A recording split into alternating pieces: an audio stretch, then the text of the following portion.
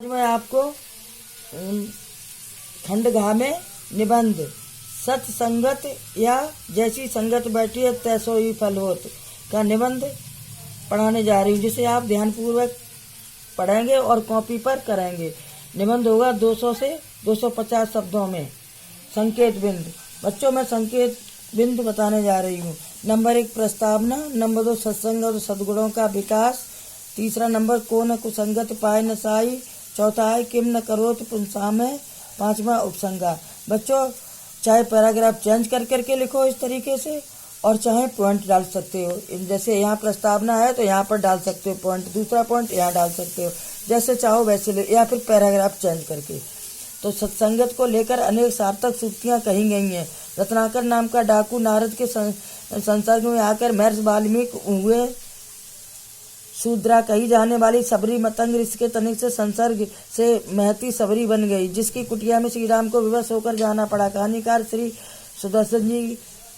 कहानी हार की जीत का डाकू खड़क सिंह बाबा भारती की थोड़ी सी बात सुनकर उस पर इतना प्रभाव पड़ा कि बाबा भारती का छीना हुआ वापस ही नहीं किया, अपने डाकू प्रवृत्ति को ही त्याग दिया है। सज्जन पुरुषों का भी सत्संग पाकर सामान्य जन महान हो गए, जीवन सुधरा और उनके जीवन लक्ष्य बदले। वे ध्येय पथ पर अग्रसर होते हुए महानों से महान हुए। अंगुलमाल जैसा पातकी महात्मा बुद्ध के सानिध्य से अपनी हिंसक प्रवृत्ति को छोड़ बैठा। ऐसे ही डाकू रत्नाकर, जो डाकू प्रवृत्ति को ही अपनी कमाई का साधन मानता था, ऐसा डाकू देवस्व नारद के सानिध्य में आया और इतना प्रभावित हुआ, कवियों का कवि आदि बन गया और डाकू रत्नाकर से महर्षि वाल्मीकि बन गया। यह सत्संग का प्रभाव था। यह सत्य है कि सत्संग सद्गुणों का विकास करती, मनुष्य के असत विचारधाराओं को दूर कर सत्य प्रवृत्ति का विकास करती है। जिस प्रकार बुरे लोगों के पास बैठने से वैसा ही प्रभाव पड़ता है, उसी प्रकार सज्जन लोगों के संसर्ग से भी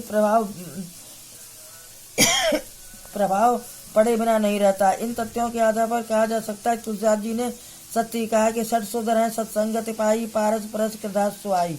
महापुरुषों का सत्संग तीर्थ से भी बढ़कर है। यह कहा जाए कि महापुरुषों का सत्संग चलता हुआ तीर्थ है, जिससे 12 वर्ष के बाद आने वाला महाकुंभ के स्नान से भी बढ़कर पुण्य मिलता है, जिसका फल तुरंत मिलता है, जबकि तीर्थ का फल कुछ समय के बाद ही मिलता है। सत्य सिद्ध है कि विज्ञ पुरुषों के कथनानुसार सत्संग से जीवन पवित्र हो जाता है, असत्य प्रवृत्तियां पलायन कर जाती हैं, शांति मिलती है, शांत चित्त को प्रतिक्षण आनंदभूत होती है। जैसे कबीरा संगत साध की हर और की व्याज संगत बुरी है, साध की 8 पैर उपाधि। स्वामी भर्तृहरि जी ने सत्संग की पराकाष्ठा को स्वीकारते हुए कहा कि संगत मनुष्य के लिए क्या क्या नहीं करती है। सत्संगत बुराइयों से हटाकर अच्छाई की ओर प्रेरित करती, कुत्सित मार्ग से हटाकर सन्मार्ग की ओर ले जाती, अनबस से उन्नत की ओर ले जाती है। जैसे चंदन विष व्यापत नहीं लिपटे रह भुजंग।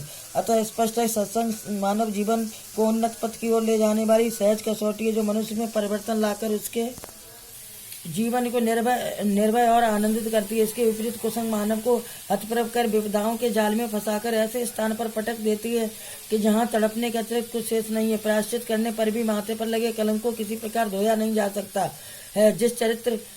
किसका चरित्र कितना उन्नत है या निम्न है, यह उसके व्यवहार से पता चलता है और यह व्यवहार उसके संग को बताता है। इसलिए कहा गया, जो माँ जानब सत्संग प्रभाव लोग कहो वेद न जान उपाऊ।